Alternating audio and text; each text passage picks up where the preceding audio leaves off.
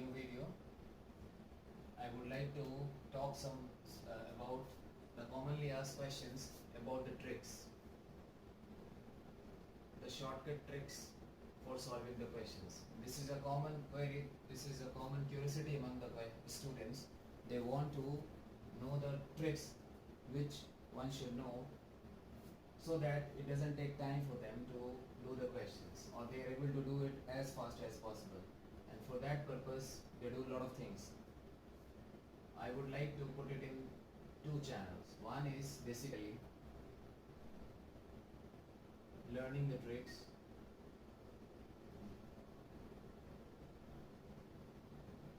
from different books. You go through different books. There are many books available in the market, and obviously most of students practice from them. And second is self-development. Practice through, development through self-practice. So both are equally important. When you go through different books, then you basically see a lot of things suggested there, and they suggest you how the things can be done very fast, like go with the options, use graphical tools, or there is a particular way for solving a particular type of questions to make it very fast. But what happens while attempting the paper, you feel not many of these are of your use. So what I would like to suggest, this is also equally important. When you practice the question, you will realize, and when you practice a lot of questions, then during the process only you develop the skill which automatically creates the ability in you to jump the steps, and therefore you yourself are able to basically develop some idea how to jump to the different options, or how to get the result directly. So this thing basically works better than the other one. And even if your steps are, say you are taking 7 or 8 steps to do the questions, because you have always believed on basically developing the concept and believed on self practice, then what happens, even these 7 steps you are able to do so fast that it takes few seconds only. So this is the thing which works more than just learning the tricks from different books. I'm not saying you don't learn the tricks at all from different books, but you should try to go with regular practice and your self-evaluation, your self-belief, and during the process, whatever skill you develop, you should back that, and that works more than actually what you have been doing till now. So this is my perception, and I'm sure that this is going to work. So now start with the questions. An infinite GP has 4 storm x and sum is given 5, then x belongs to. So as we know, for infinite GP, sum is a upon 1 minus r, and this is valid when modulus of r is less than 1. First term is given as x and sum is given as 5.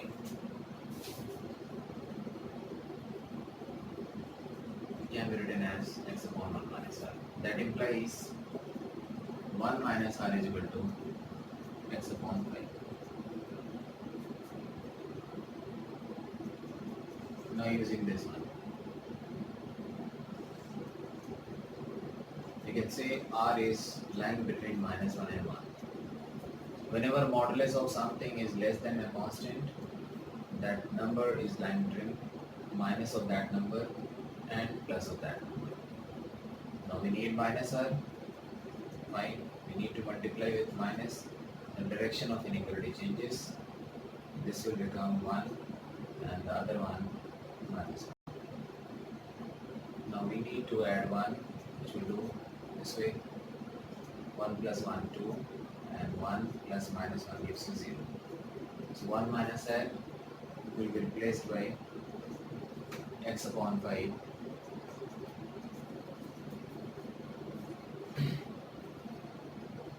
that will be lying between 2 and 0, and then we have to talk about x multiplying each term by 5. We are getting x is lying between 10 and 0. So if you have a look on the options quickly, option C is the right option.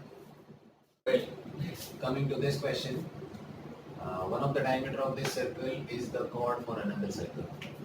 So obviously the first circle has to be the small one. Take the diameter of this one. Now this one is chord for another one. So the circle for the, and in the second one has to be like this. And we have been asked to find the radius of the circle.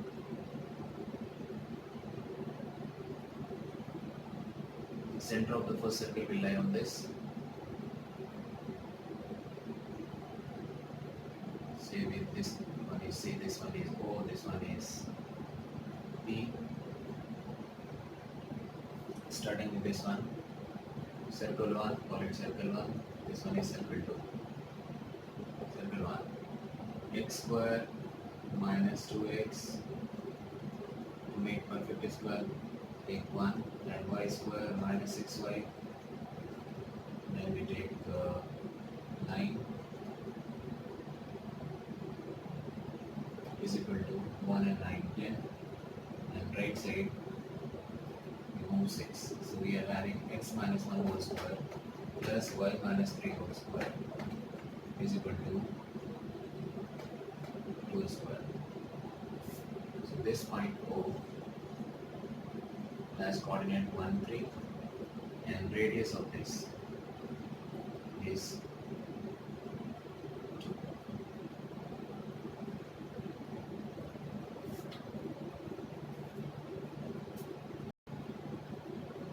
Fine. Now the distance between O and C, that's all we need to find. So OC will be equal to coordinate of C is 2, 1, under root difference square of the difference of x coordinate 2 minus 1 whole square plus 1 minus 3 whole square, which on simplification gives us 1 plus 4, that is 5. Now to find CP, CP is the radius of the same circle.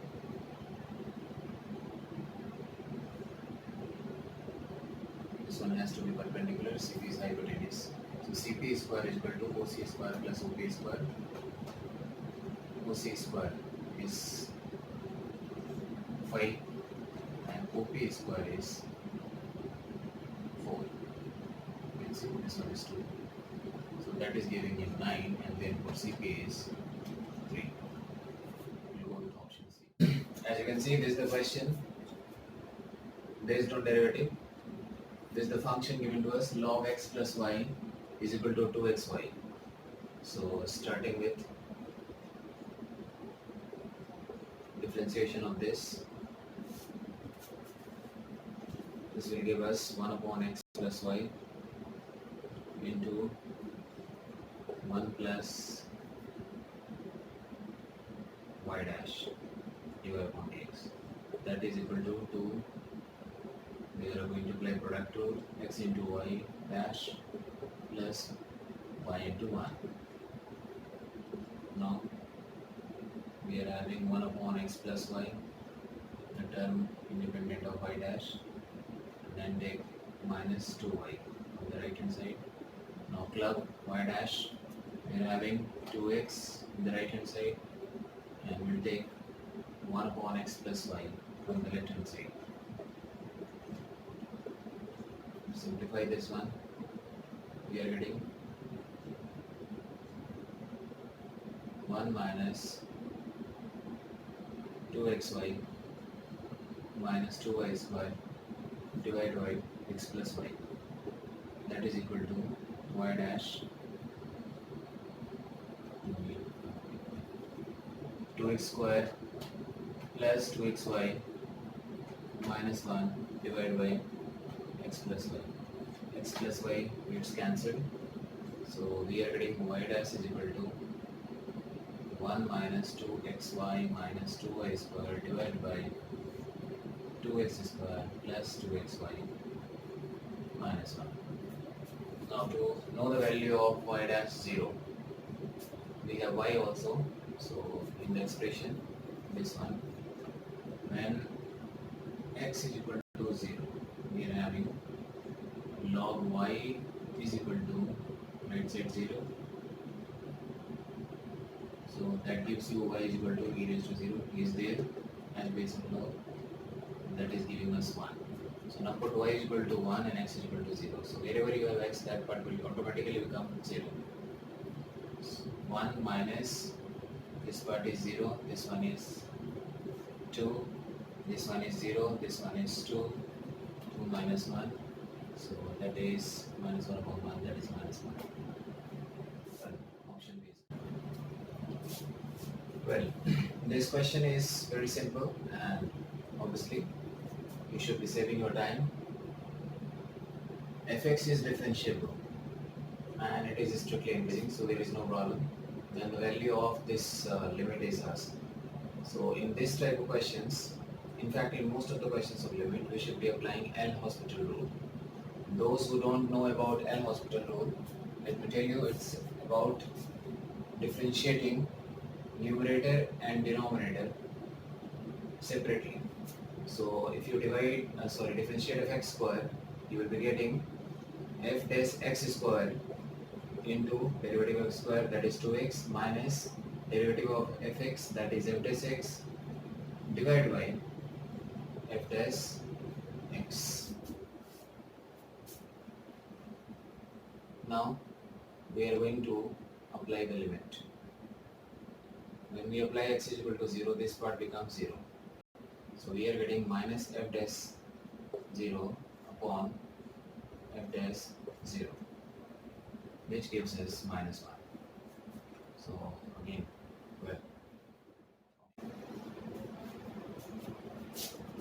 well, this is the second question which I am taking today, is based on coordinate geometry.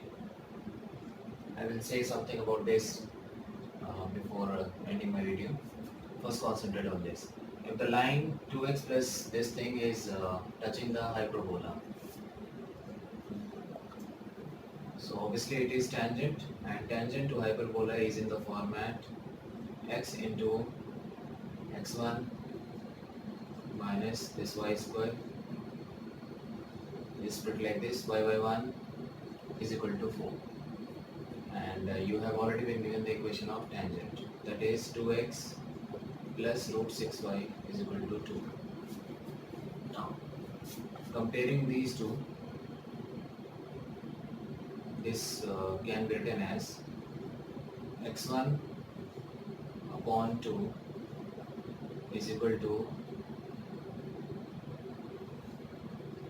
minus 2 y1 upon root 6 is equal to 4 upon 2. So that gives us x1 is equal to, this is 2, x1 is equal to 4 and y1 is equal to root 6 with negative sign, because 2 gets cancelled. So the point of contact is 4 and minus root 6. So well, before coming to the end of the video, I would like to say something about the questions which are normally asked in JEE exams in IIT. You have seen a lot of questions asked on the concept of differentiation, differentiability, increasing and decreasing, integration, and some very simple questions asked on coordinate geometry. Most of the students ask this thing to me, how it is possible, sir, to basically remember all those results in the coordinate geometry.